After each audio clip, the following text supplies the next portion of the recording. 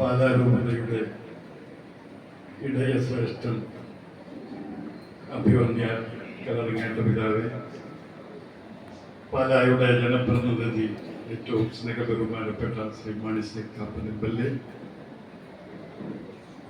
അഡാപ്റ്റിന്റെ chairman ഏറ്റവും ബഹുമാനപ്പെട്ട Joseph അച്ഛ, മദ്യപാനികളുടെ മധ്യസ്ഥൻ ഏറ്റവും സ്നേഹബഹുമാനപ്പെട്ട സുഭാഷൻ സാറെ,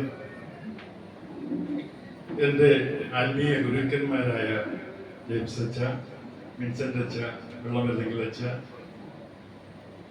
ഏറ്റവും സ്നേഹബഹുമാനപ്പെട്ട മെമ്പർമാരെ, അവരുടെ കുടുംബാംഗങ്ങളെ, എല്ലാവർക്കും എൻ്റെ സ്നേഹവന്ദനം. എൻ്റെ പേര് പാപ്പച്ചൻ എന്നാണ്. ഞാൻ കുരുവനാൽപ്പള്ളി ഇടവകാംഗമാണ്. മുത്തോലിയിലാണ് താമസിക്കുന്നത്. ഞാൻ ഒരു അമിത മദ്യപാന രോഗിയാണ്. ദൈവകൃപയാലും ഏയുടെ സഹായത്താലും എൻ്റെ പെണ്ണിൻ്റെ പ്രാർത്ഥന കൊണ്ടും ഇന്നേ ദിവസം ഞാൻ ലഹരി വസ്തുക്കളൊന്നും ഉപയോഗിച്ചിട്ടില്ല. കഴിഞ്ഞ 23 വർഷമായി മദ്യപാനവും അനുബന്ധ പാപങ്ങളും ഉപേക്ഷിച്ച് സർവശക്തന്റെ കരങ്ങൾക്ക് കീഴെ വിനയപൂർവ്വം നിൽക്കാൻ തുടങ്ങിയിട്ട് ഈ ആലയം വിട്ടിറങ്ങി അന്ന് മുതൽ നിങ്ങളുടെ മുമ്പിൽ നിൽക്കുന്ന ഈ നിമിഷം വരെ യാതൊരുവിധ ലഹരി വസ്തുക്കളും ഉപയോഗിച്ചിട്ടില്ല. കഴിഞ്ഞ 23 വർഷമായി. ഇത് എന്റെ മിടുക്ക് കൊണ്ടോ എന്റെ സാമർഥ്യം കൊണ്ടോ എന്റെ വിദ്യാഭ്യാസ യോഗ്യത കൊണ്ടോ എന്റെ വിൽപ്പവർ കൊണ്ടോ അല്ല, ദൈവാനുഗ്രഹം ഒന്നുകൊണ്ട് മാത്രം. ദൈവത്തോട് ചേർന്ന് നിൽക്കുന്നവർക്ക് ദൈവം കൊടുക്കുന്ന ഒരു അനുഗ്രഹമാണ് മദ്യപമുക്തമായ ജീവിതം. അനേകായിരങ്ങളുടെ ആത്മരക്ഷയ്ക്ക് വേണ്ടി ദൈവം ക്രമീകരിച്ച അഡാപ്റ്റർ എന്ന ആത്മീയ പള്ളിക്കൂടത്തിന്റെ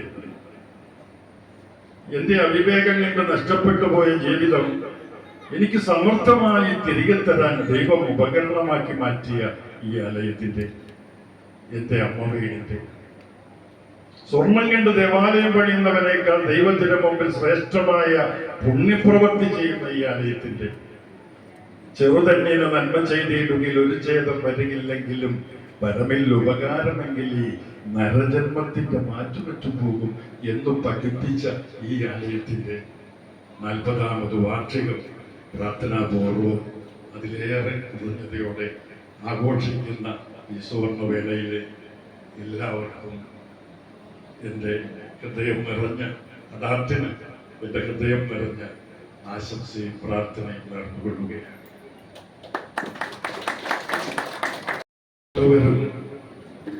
ദൈവത്തെ തൊട്ടവരും അങ്ങനെയുള്ളവർ അവരുടെ ജീവിതത്തിൽ പിന്നീട് അടങ്ങിയിരുന്നിട്ടില്ല. അവർ മറ്റുള്ളവർക്ക് വേണ്ടി ജീവിച്ചു. പരിശുദ്ധ അമ്മയുടെ ജീവിതത്തിൽ ദൈവത്തിന്റെ ഇടപെടലുണ്ടായി കഴിഞ്ഞപ്പം അമ്മ പിന്നെ അടങ്ങിയിരുന്നില്ല, മറ്റുള്ളവർക്ക് വേണ്ടി ജീവിച്ചു. തന്റെ ഇളയമയായ എലീശുവ ഗർഭിണിയാണെന്ന് അറിഞ്ഞപ്പം അവരെ പരിചരിക്കുന്നതിന് വേണ്ടി മലമുകളിലൂടെ തിടുക്കത്തിൽ പോയി. കോട്ടയം മെഡിക്കൽ കോളേജിലെ ഒരു അറ്റൻഡറെ ദൈവം തൊട്ട് കഴിഞ്ഞപ്പം ആ മനുഷ്യൻ പിന്നെ അടങ്ങിയിരുന്നിട്ടില്ല, മറ്റുള്ളവർക്ക് വേണ്ടി ജീവിച്ചു. ആ മനുഷ്യന്റെ പേരാണ് ബിയു തോമസ്. പ്ലാസനക്കാരൻ ഒരു മനുഷ്യനെ ദൈവം തൊട്ട് കഴിഞ്ഞപ്പം, അതോ അദ്ദേഹം ദൈവത്തെ തൊട്ടതാണോ? പിന്നീട് അദ്ദേഹം അടങ്ങിയിരുന്നിട്ടില്ല, മറ്റുള്ളവർക്ക് വേണ്ടി ജീവിച്ചു. അദ്ദേഹമാണ് അറിവിന്റെ നിറകുടമായി, അന്ധകാരത്തിൽ പ്രകാശമായി, അഡാപ്റ്റിന്റെ വിളക്കുമരവുമായി അനേകായിരങ്ങളുടെ മനസ്സിൽ ഈശ്വരതുല്യമായ പദവി അലങ്കരിക്കുന്ന ഞങ്ങളുടെയൊക്കെ കാണപ്പെട്ട ദൈവം എൻ്റെ വളർത്തച്ഛൻ ഏറ്റവും ബഹുമാനപ്പെട്ട സുഭാഷ് സാർ.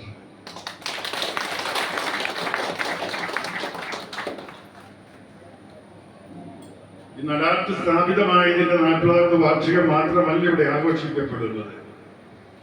ഒരു പുരുഷായുസിന്റെ നല്ല പ്രായം മുഴുവനും അഡാപ്റ്റിന് വേണ്ടിയിട്ടല്ല ജീവിച്ചത്, നാട്ടിൽ വരുന്നവർക്ക് വേണ്ടി ജീവിച്ചു.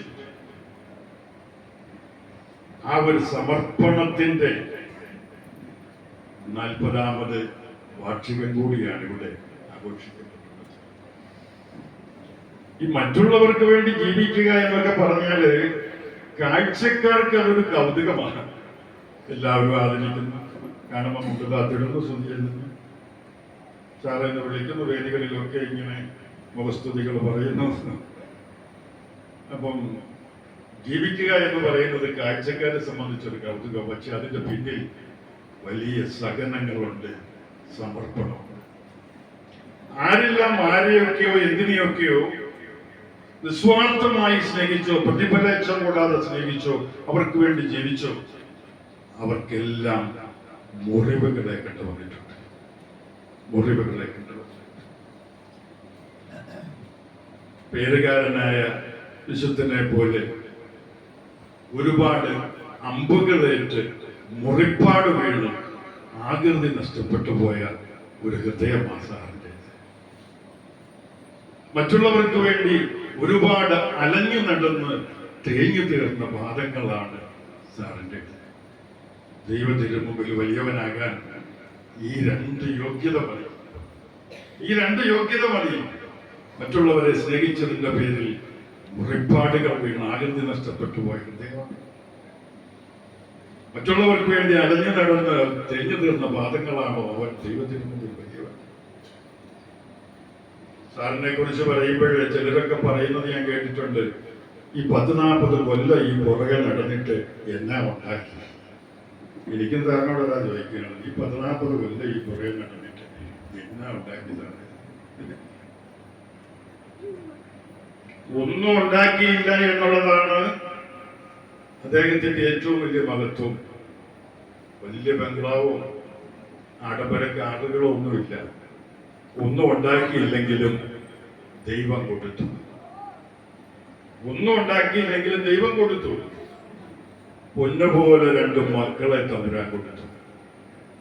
ഈ കാലഘട്ടത്തിൽ അതൊരു വലിയ ദൈവാനുഗ്രഹമാണ്. ഏറ്റവും കൂടുതൽ മാതാപിതാക്കൾ നൊമ്പരപ്പെടുന്നത് മക്കളെ ഓർത്ത്. പൊന്നുപോലെ, അത് തന്നെയാണ് നമ്മുടെ ആവട്ടെ, പൊന്നുപോലെ 2 മക്കളെ. വ്യക്തിപരമായ കാര്യമാണെങ്കിൽ പോലും സാറ് തന്നെ അത് പല വേദികളിൽ പറഞ്ഞിട്ടുള്ളത് കൊണ്ട് ഞാൻ ഒന്നുകൂടെ ആവട്ടെ. സാറിന്റെ മോന് വൈദ്യശാസ്ത്രം പോലും കൈയൊഴിഞ്ഞ ഒരു സന്ദർഭത്തിൽ അറിയിക്കാനുള്ളവരൊക്കെ അറിയിച്ചു എന്ന് പറഞ്ഞ ഒരു സന്ദർഭം. അന്നും പൂർണ്ണ ആരോഗ്യവാനായി സാറിന്റെ മകനെ ദൈവം തിരിച്ചു കൊടുത്തത് നേട്ടമല്ലെന്ന് പറയാൻ പറ്റുമോ?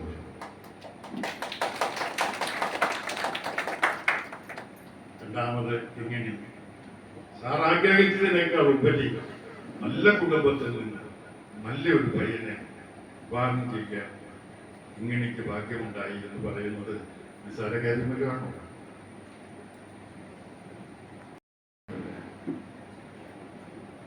ഇന്ത്യയുടെ ഭരണസിരാ കേന്ദ്രമായ ഇന്ത്യൻ പാർലമെന്റിലെ ഇന്ത്യൻ സെബാസ്റ്റ്യൻ എന്ന പേര് മുഴുകി കേട്ടത് നിസ്സാര കാര്യമല്ലോ? ഇന്ത്യയുടെ പ്രഥമ പൗരനിൽ നിന്നും അവാർഡ് വാങ്ങിയത് നിസ്സാര കാര്യമല്ലോ? നിസ്സാര കാര്യമല്ല എങ്കിലും അതിനേക്കാൾ വലിയൊരു കാര്യമുണ്ട്. ഒരിക്കൽ ഈ വേദിയിൽ വന്നു നിന്നുകൊണ്ട് ഒരു അമ്മ പറഞ്ഞു, ഇന്ന് ജീവിച്ചിരിക്കുന്ന വിശുദ്ധനാണ് സെബാസ്റ്റ്യൻ സാർ. അതിനേക്കാൾ ഉപരി എന്നതാണ് ഈ ലോക ജീവിതത്തിൽ ഒരു മനുഷ്യന് നേടാനുള്ളത്?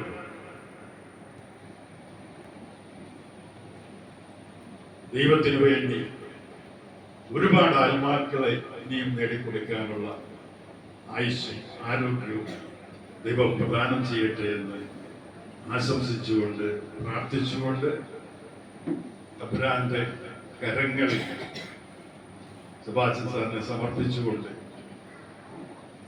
പരിശുദ്ധ അമ്മയുടെ നിറഞ്ഞ സാന്നിധ്യം സദാ കൂടെ ഉണ്ടായിരിക്കട്ടെ എന്ന് പ്രാർത്ഥിച്ചുകൊണ്ട് അമ്മയുടെ മടിയിൽ ഇരുന്നുകൊണ്ട് ദൈവ തിരുക്കുമാരനെ ദർശിക്കാനുള്ള വലിയ ഭാഗ്യം ഈ ലോക ജീവിതത്തിൽ തന്നെ സാറിനുണ്ടാകട്ടെ എന്ന് ഒരിക്കൽ കൂടി ആശംസിച്ചുകൊണ്ട്